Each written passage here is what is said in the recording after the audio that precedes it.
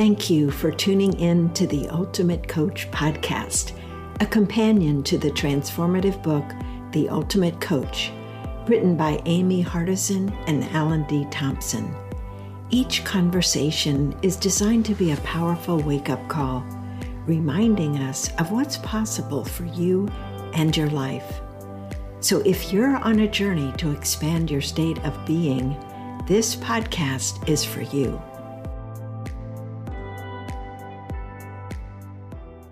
Hello and welcome to the Ultimate Coach podcast. I am your host, Ipek Williamson, and today we have a truly exciting and unique guest. I am so excited. Wayne Hoffman is with me, and Wayne is one of the top mentalists in the world, a multi-award-winning performer, keynote speaker, and the author of the best-selling book, Mind Candy.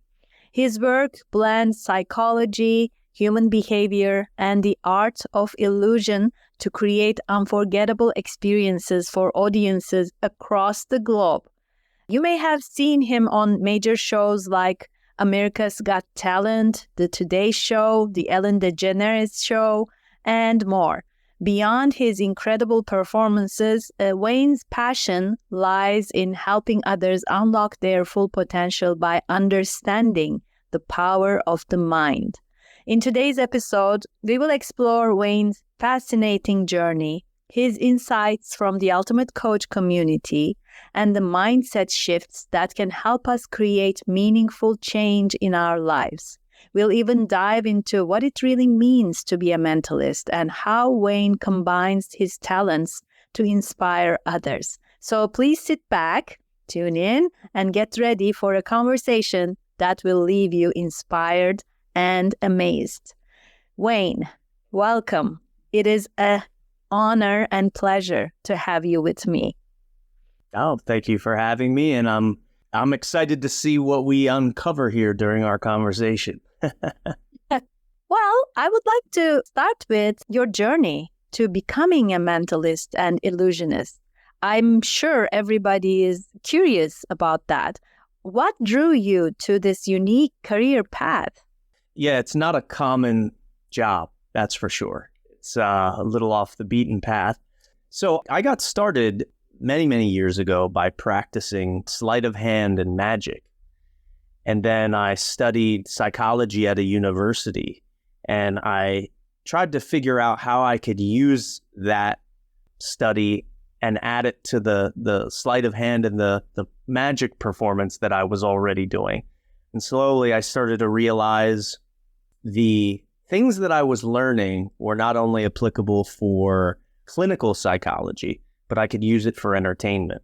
So I started doing my own self-studies in hypnotism and body language reading and neuroscience and social sciences and on and on and on. And slowly I realized, wow, I can use this for entertainment. So I started blending the two together, and the rest is history. Okay, well, thank you for this.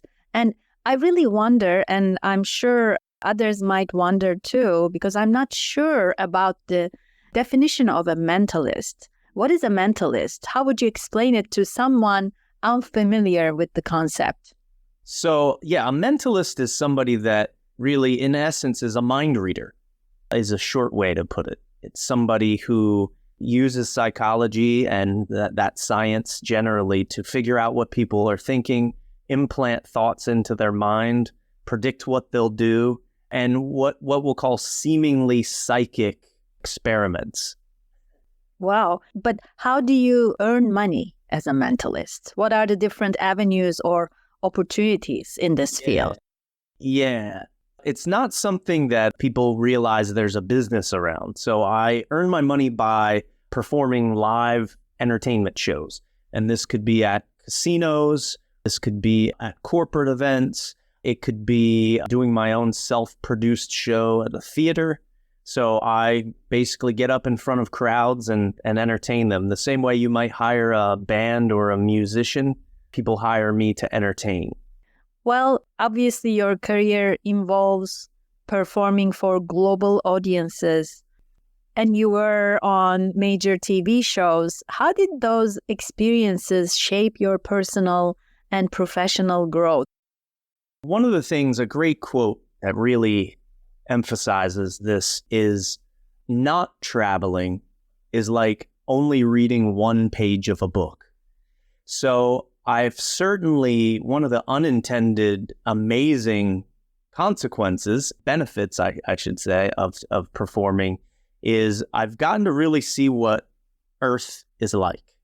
I've really gotten to see a very clear story and learned about different cultures, different people, different personalities and mentalities and religions and foods and historical cultures. In fact, if you hear me cough, one thing I learned in Amman, Jordan is they love smoking shisha, and I'm not a smoker.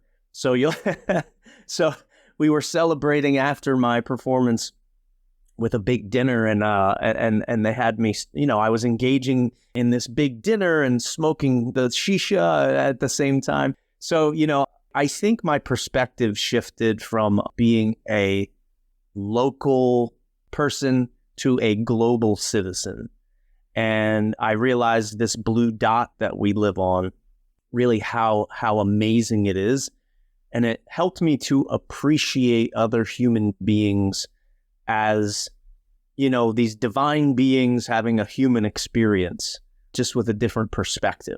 I want to get to the idea of the Ultimate Coach community and how you first get connected with Steve Hardison or this community. Can you tell us about that?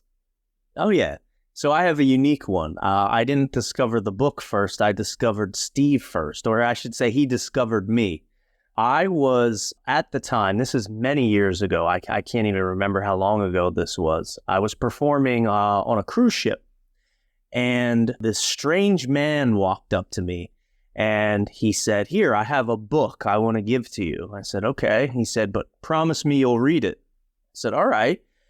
And I was thinking, what's this guy selling? His approach was very to the point, and, there was something about him. And of course, it was Steve Hardison. It was something different. It wasn't just, "Hey, good show. Nice to see you." He had this kind of presence and this different, mentality. I could just tell, being a mentalist. And so he had gone to, I think, at least 2-3 of my shows. And after his final show that he watched me do, he found me. He went kind of backstage where passengers aren't even allowed. He didn't care. He wanted to talk to me. And he said, "I'll tell you what." He said, "I've seen your show now 2-3 times." He said, "If you can tell me what my middle name is, I'll be a fan for life, and I'll guarantee you that I'll get you booked for a show in Los Angeles."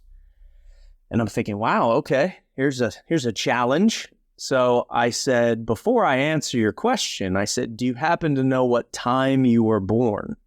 And he said, "Well, actually, no." He said, "I was born in Germany, and I don't have my birth certificate," or something like that. He didn't know. So I said, "Well, I've been waiting for you." And I reached in my pocket and I pulled out a piece of paper. I said, "Open this up and read what it says." And he opens it up, and it says Forbes 1010. I believe it was 1010, if I remember correctly. And he freaks out, and he said, "Forbes is my middle name." And then later he took the paper home, and then he found his birth certificate, and he was born at 1010. And so, instantaneously, I think Steve became a fan, and true to his word, he got me booked at an event in Los Angeles for the University of Santa Monica's Night of Magic.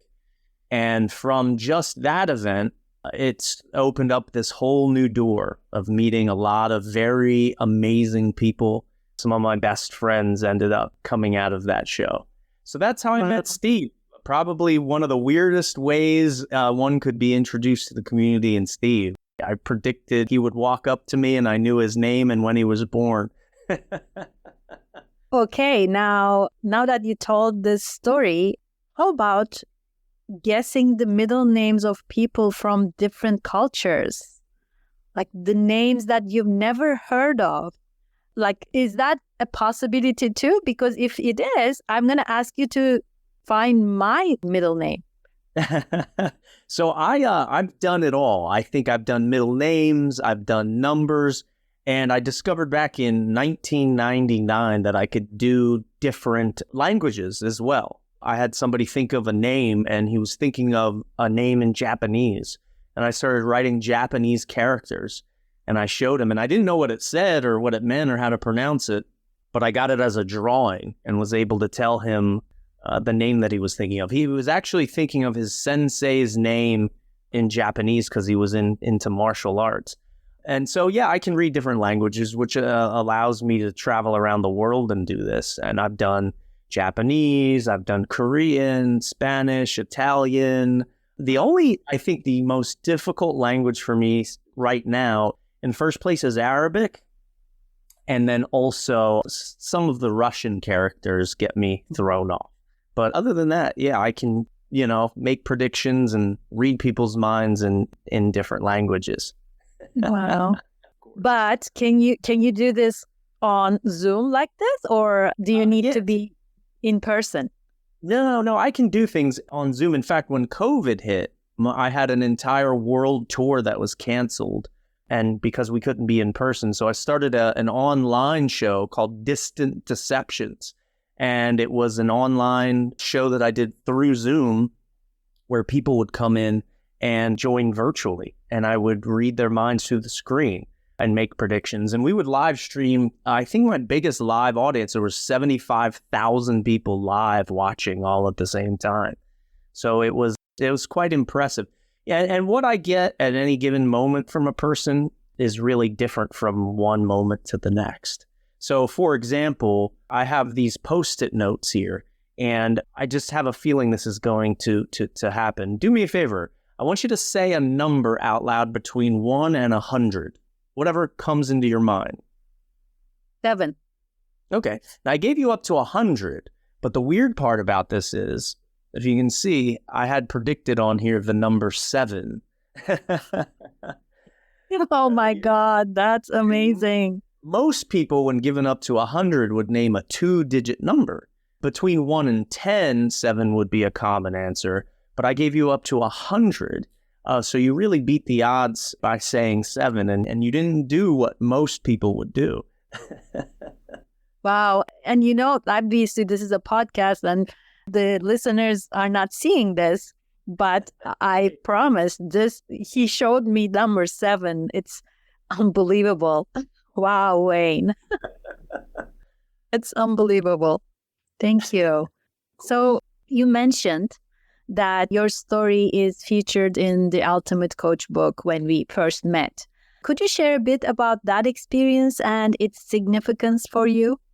Yeah, so the story that I just told you about how I met Steve is part of the story that's in my section of the book. I remember I got a call from Steve and he said, hey, there's this book being written. I'd like you to chat with a guy about, your experience in me. And I thought, okay, no problem. So Alan and I connected and I told him the story that I just told you about how I met Steve and how it all played out. It ended up being part of the book. And then later I was able to read it and read through the story and it was great. It was like a flashback from when I was talking to Alan, and then of course when I first met Steve. And I think it's a great story that emphasizes a few things. The first is that we live in a magical world, and I think as humans, as adults particularly, we kind of take that for granted because we get stuck in our daily grind. You get up. You go to work, you come home, you fall asleep, you get up, you go to work, and you rinse and repeat. And before you know it, life passes you by. And when you look at children, children live in this world of magic. They live in this world of imagination where anything is possible.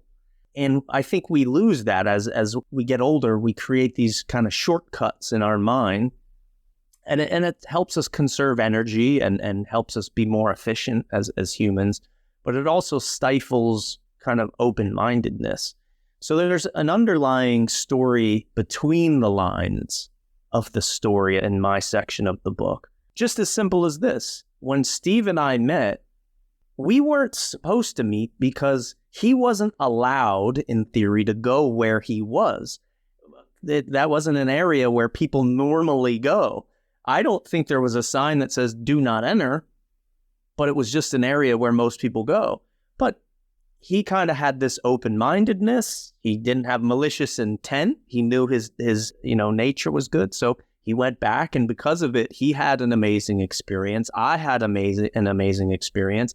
And then it ended up being in a book. And then beyond that, now here you and I are talking. Just because he didn't live inside of the box and he lived within this world of imagination.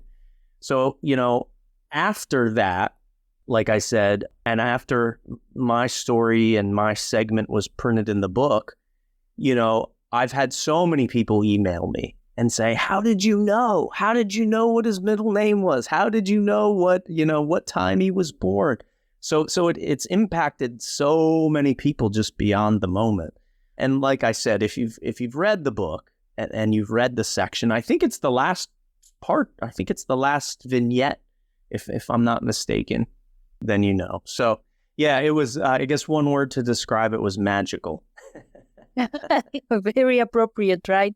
So also, I want to ask about your performance at the Ultimate Coach gathering in Birmingham.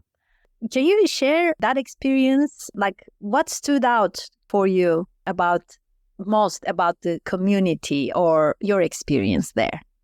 Yeah, well, for full disclosure, the way I even ended up there was amazing.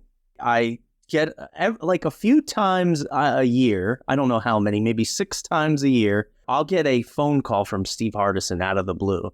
And when I see his name pop up, I get excited because I have no idea where this is going. It could be anything. Like, hey, we're going to the moon on Thursday and we want you to come with us. So he called me up and he said, Wayne, he said, are you available on this date? I said, well, yeah, I'm available. What's going on? He goes, well, I want you to be in Birmingham, England and perform. And I said, oh, okay. And I didn't ask any questions. I said, all right, consider it done. Let's make it happen. So that was not too long before the event was actually taking place. So I got on a plane, blind, not knowing what was going to happen, flew, landed there, got to the event, and it was awesome. I think anybody that was there, already knows. But when you perform for a group of people, I've been doing it now just under 30 years since my first paying show. And you can read a room. You can get a really sense of who they are collectively. And I think that event was really special. Beyond just the speakers I was hearing, the people, when I would meet them in the lobby and, afterward and hanging out and in the hotels and going to dinner, it was unique in the sense of, I feel like a lot of people, like I said earlier, they kind of go through life like zombies. And that's, a choice that most people make. But here I was with this group of people who were, and again, I want to stay away from cliches, but cliches are cliches for a reason, because oftentimes they're true. A way to say it is vibrating on a different frequency. And here were people who were focusing in on self-improvement and improving the sphere that they're in and helping other people and helping themselves. And I think laying themselves bare and being honest and being introspective and reflecting and, being the people that they want to be. And so it was really, and it was very similar to when I did the event at the University of Santa Monica, because that's where Steve went. And I remember this very clearly. I started talking about and explaining to people what an aura was, an energy. And when I started to explain it, the audience started laughing. Now, the 9,000 shows that I've done prior, that isn't a part where people laugh. They're engaged and listening and learning. And what I realized, it was basically these people have a doctorate in auras and they're laughing because that's like me trying to explain anatomy to a brain surgeon, you know? So again, to summarize, it was a very special group of people and it was very tangible. It was very noticeable. Oh, lovely. I hope to watch you at some point, somewhere in the world, performing. I would love to see that. Now I want to ask about your book, Mind Candy. And as far as I'm concerned, I think it has a 4-step process, right, to achieve any goal. So can you give us a glimpse into this process and how it's helped transform lives? Yeah, absolutely. One of the things that is fantastic is recently, you know, my travels around the world was actually not just performing. I've now started presenting a keynote based around the book. And the keynote is called The Power and Potential of the Human Mind, which is the subtitle of the book Mind Candy. And I started teaching this live and integrating some performance into the keynote so that people are having a great time and having fun. And I use the performance to highlight points that are in this book. So the process is simple. And I'll kind of lay the general bare bones out for you, and the details, you know, you'd have to read the book. And the book is short, you know, it's under 100 pages because I wanted to keep it simple and digestible. And it's written probably at a 7th grade level. But again, the impact that I've seen it have globally has been awesome. So the process is this. First of all, it's I use it simply because somebody asked me how I pulled it off, you know, how I went from living in the middle of nowhere in what is the poorest, ranked the #1 poorest city in the United States of America, you know, to traveling the world and being on television and living my dream. And I didn't know how I did it. And so in hindsight, I started looking back and I realized I was following this process the entire time. And every goal that I ever set, I accomplished it by following this same system and having the same outlook. And it's this. The first step is to feel. A lot of people say, oh, I'd like to be rich, or it would be nice to have a Ferrari, but they don't really want it. They're not emotionally invested into it. So I think everything stems from feelings as human beings. You feel hungry, you eat. You feel thirsty, you drink. You feel tired, you sleep. Whether it's physical, emotional, or otherwise, you have to have some type of emotional connection. Now, the thing that I found was my love for performing helped me get through the difficult times. And the reason why I think a lot of people fail is because they're not emotionally invested 100%.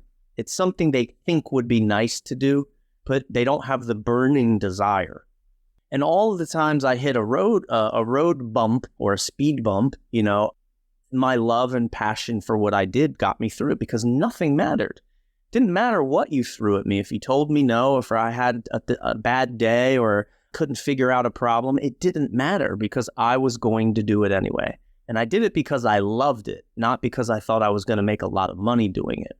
So that's step one. Analyze, you know, your feelings, your connection with what it is you're trying to achieve, and be honest with yourself.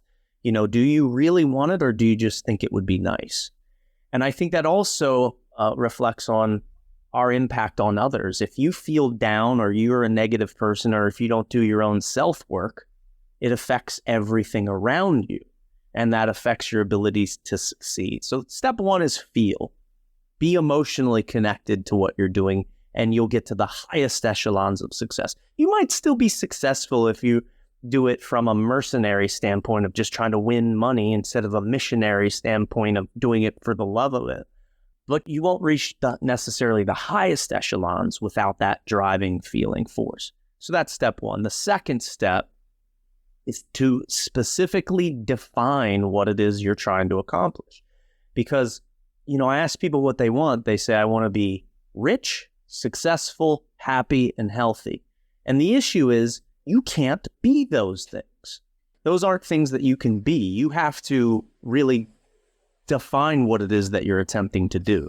So if you want to be rich, you have to define what that is. Like, for example, I want a specific amount of money, or maybe I want a real estate portfolio, or I want this or this or this. So defining what it is, I defined exactly what television shows I wanted to be on. I defined exactly what stages I wanted to be on. I defined all of these things. And when I did that, I was able to get on those television shows and, go on the stages I wanted to be on. And when we think we've defined things, we often haven't defined them. That's the problem. We think we did. I say, order things from life like you order a meal at a restaurant. We get really, really super specific. People will say, oh, I want the steak medium well. I want this on the side. I want this type of wine. I want this sauce. But then when I say, well, what are your life goals? They say happy and healthy. And it's funny how not defined these things really are. So that's the second step. Define very specifically what you want and then plan it. And we think that's the third step, plan. Now we think we know how to plan, but what I teach people is something that I learned through Steve Chandler and Steve Hardison. It's ask yourself a simple question, and that is, what is the next doable action I can take to get one step closer to my goal being complete? What's the doable action? We often think of the macro and we think of the big vision of what needs to take place, but we don't actually think of the next tiny little thing. It could be make a phone call. The next doable action could be wait. That's fine too. Waiting is a doable action. So I asked myself, for example, to be on the Ellen DeGeneres show, I said, what's the next doable action I can take? And the funny thing is, you know what it was? Call them and ask to be on the show. And guess how I got on the show? I called them and asked to be on. And that leads to the last part, which is the fourth step, which is do. We often self-sabotage and we don't take action because we tell ourselves a false story. We say, oh, I'll never get it done. You know what I mean? I'll never get it done because they don't want me, or I'm not good enough. But the truth of the matter is that's a false story you're telling yourself. So to do things fearlessly. And another thing that I learned through Steve Chandler and Steve Hardison was yes lives in a world of no. You can't have one without the other. So go and collect no's. The more no's you collect in your life, the more yeses you're going to collect. It's a mathematical fact. If I ask 5 people for something, the chances are maybe I'll get 4 no's, maybe I'll get 5 no's. But if I ask 1 million people for something, I might get 900,000 no's, but I might get 100,000 yeses. So that's it. Live fearlessly and do. So again, to recap, it's first feel, then it's define, then it's plan, and then it's do fearlessly. Well, I 1000% agree with everything you said. And I feel like I am living through that too. And I believe in human beings when there's a burning desire in anyone for anything is possible and doable. As someone who has studied psychology and sociology and human behavior extensively, what is one common mindset shift people can make to create lasting change in their lives, you think? Here's the thing. I think there's a lot of paradigm shifts that you could have, and then I could rattle through a couple of them. But I think the biggest thing is this. This is the thing that surprises me the most. And it goes back to a great quote by Jim Rohn. And it's work harder on yourself than you do on your job. And I think what people don't realize is we spend our whole childhood going to school every day. How many hours a day you're in school, however long it is, 6 hours a day, every single day. You spend all this time learning about the outside, about chemicals and animals and tadpoles and science and all these things. But then as an adult, you just sit there. But there's this whole other thing to learn about, and it's yourself. And I think the most powerful thing to do is not, I could give you a specific quote or a specific thing, but I think the thing that would help people the most is to realize this. There is so much you can do to learn about yourself and make yourself a better person to help you become the ideal vision of who you want to be.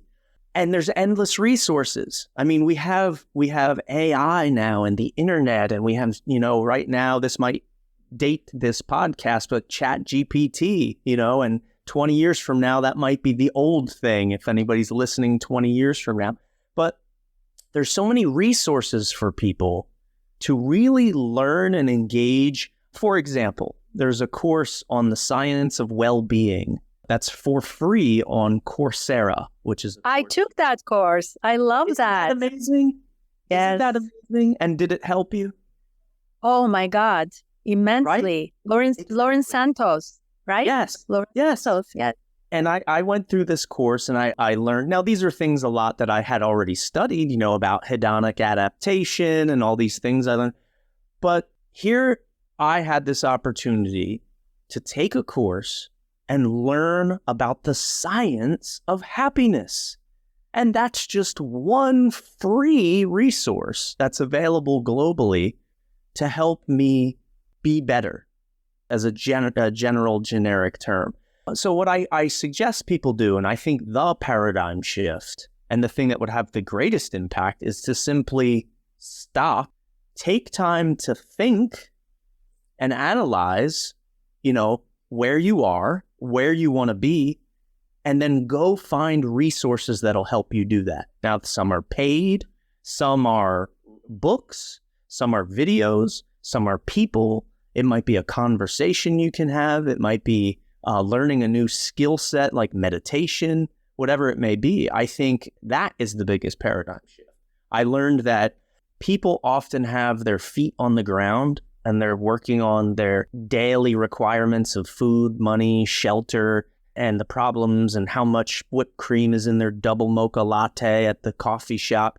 But they're not thinking bigger and they're not looking at really growing.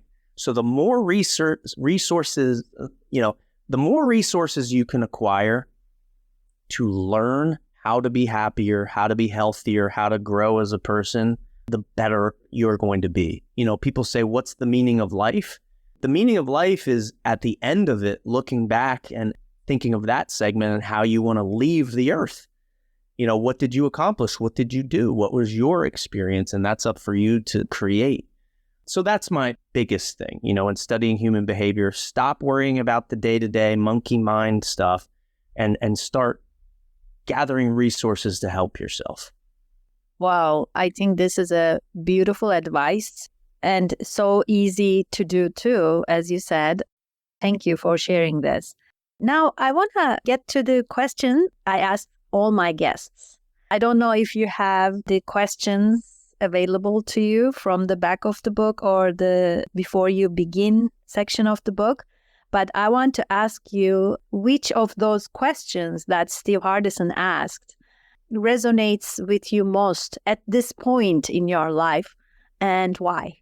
Yeah, so I believe it's on the back of the book, if I remember correctly. It was, who do I need to be to start being a better parent? Well, it was one of the questions. And I am a father, and I have 3 children that are very young right now. And just this morning, I went to my son's kindergarten where he presented his first show. They did a holiday show. And I was sitting in the audience, and I was watching him sing, these songs and doing the hand motions, and his music teacher was there guiding all the children along. And I really started to reflect on, my life. Many people don't realize this, but I've dedicated my life by choice to traveling around the world, which is what we discussed earlier. Being in 9 new countries in the past 3 weeks was really quite an extensive tour schedule. And because of that, I wasn't home and wasn't being present. And, my income and also the value that I bring to the earth up until recently has been delivered by traveling. Now, I had mentioned the online shows that I did, but that era has kind of faded away globally. We're back in person doing live presentations and such. But it really made me reflect on that and who I need to be and the doable actions I need to take. And it made me realize I have a whole new project ahead of me, and that is creating a brand new life.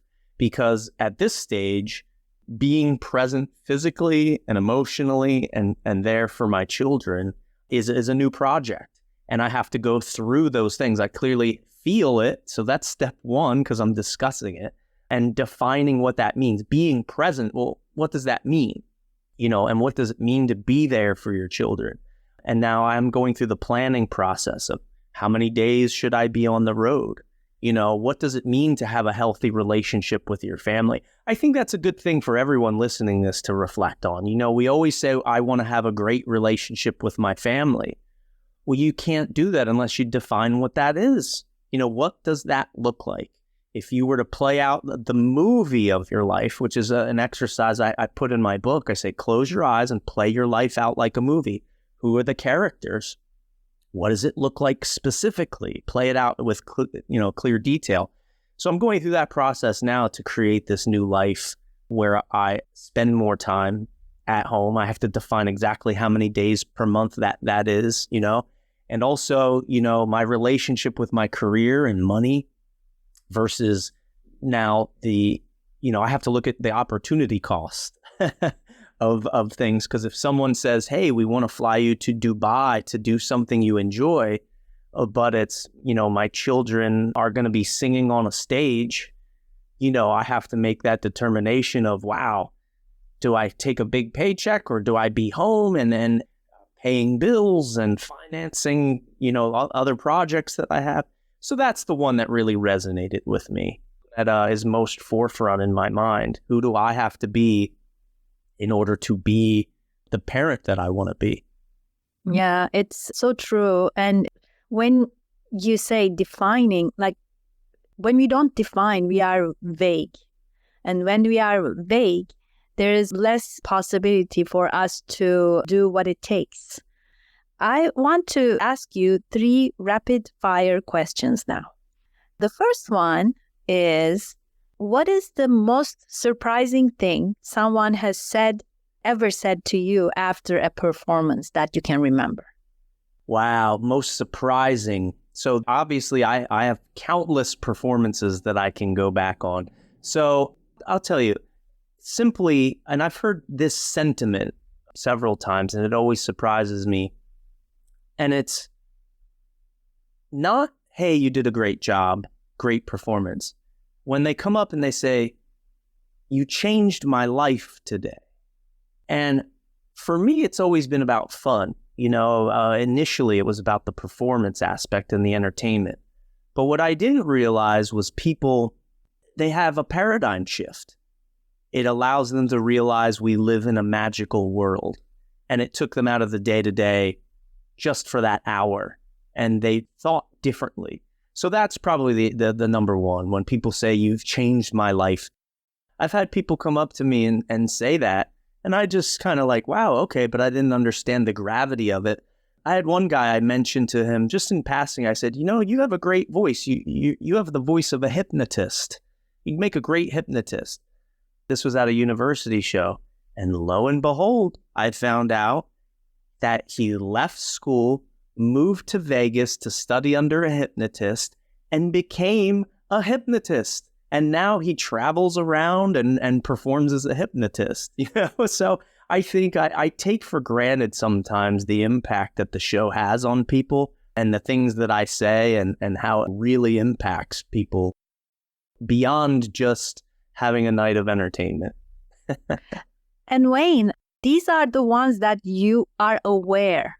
Can you imagine how many people are being impacted? And if you haven't heard of this book, The Butterfly Effect from Andy Andrews, I got this recommended by Steve Hardison. And that is the book that talks about how amazingly each human being is inspiring and impactful in others' lives. And it's not you, it's not me, it's anyone and everyone has that impact on people's lives. And it's so powerful, so amazing to understand that. It really is, and it could be the smallest thing. I was recently talking with my wife and she said, you're so lucky you just got to go to Nairobi, Kenya, which is one of the places I just recently performed. And she said, my teacher, when I was a little kid, told me about how she went on safari in Nairobi.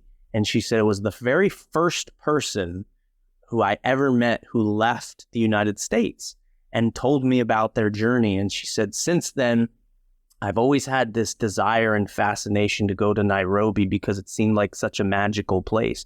And she said, I should find that teacher and tell her what an impact she had on my view of the world and my desire to go to Nairobi. Because that teacher probably just happened to mention it, in passing, and has no idea how she impacted someone else's life. So, it could be the smallest little thing that you say or do. You have no idea, like you said, this butterfly effect that it has.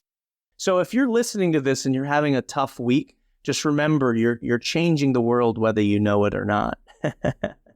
So the second question is, what is your most treasured possession, like the thing, the item you value the most in your life? Wow. So a few things come to mind. I think the first thing that pops into my head is many, many moons ago, my mom, she bought me a ring. We were just at the mall together. This is rare instance where we were together and shopping, and very rare. She said, come here, I want to buy you something. And she bought me a ring. It's a ring that I have had with me and worn every single day since she got me the ring. Now, my mom has since passed away, but I think that ring was probably most special to me because I could tell, during the holidays or birthdays and so on, we're often given gifts out of cultural circumstance. But she did it randomly because she wanted to out of love. And I think there's a difference between giving a gift from your heart and giving your gift because it's socially the thing to do. So that's definitely one of my most personal prized possessions. Oh, that's so sweet. I know that your mom is with you every time, like whenever you're wearing that ring, which is all the time. Okay, the last question. What is something you have intention to achieve in 2025? What is one thing that you have in your mind to create in this year? I actually have an instant answer for you because I always hesitate to tell people this, but every goal that I have ever set for myself, I have achieved. Except for one, and it's the one that I'm working on right now. And just yesterday, we finalized the sizzle reel that we created because I partnered with a production company, and we are now finally going to sell my own TV show, which is very, very exciting because I've been on countless shows around the world, and it's always been on someone else's show. My performances are part of another program. And so in hindsight, I'm like, wow, well, I've been on all these other shows and people want me to perform because I guess it's entertaining, but I never had full creative control, because what I do is a performance art. People don't realize that art part. They forget. So to have full creative artistic control over something is amazing because I get to present my art the way I want to present it and show it to the world. So we just finished the sizzle reel. And we're going to go start pitching it. And we have some people that are involved that are interested. So that's the vision for 2025, to just set that in motion. And who knows, at some point you may see me on your TV screen. That's amazing. I'm so excited about this. And, you mentioned if you are listening like 20 years from today, you might say, oh, yes, Wayne's show. I have been watching it for years. I can't wait that to be materialized, manifested in the world, Wayne. Congratulations. Thank you. Thank you so much for being with me today. Thank you. And thank you so much, everyone, for tuning in to this really special episode of the Ultimate Coach podcast. Wayne Hoffman's insights remind us of the limitless potential of the human mind and the profound impact of noticing, creating, and following through on our commitments. If you'd like to learn more about Wayne, connect with him, or check out his book, Mind Candy, make sure to visit the links in the episode notes And don't forget to reflect on today's conversation. What possibilities can you create in your own life with just a shift in your perspective? Thank you so much, Wayne, for being with us. It has been an honor and privilege to have you with us. Until next time, please, everyone, keep stepping into the best version of who you are being. Take care and see you on the next episode. Thank you for joining us today. If there's someone you know who could benefit from this conversation, please share this episode with them. Also, check out our website, beingmovement.com. You'll find valuable resources and links to connect to an engaging and wonderfully supportive community. Together, we can inspire and support each other on the path to a greater understanding of being. Until next time, take care and be kind to yourself.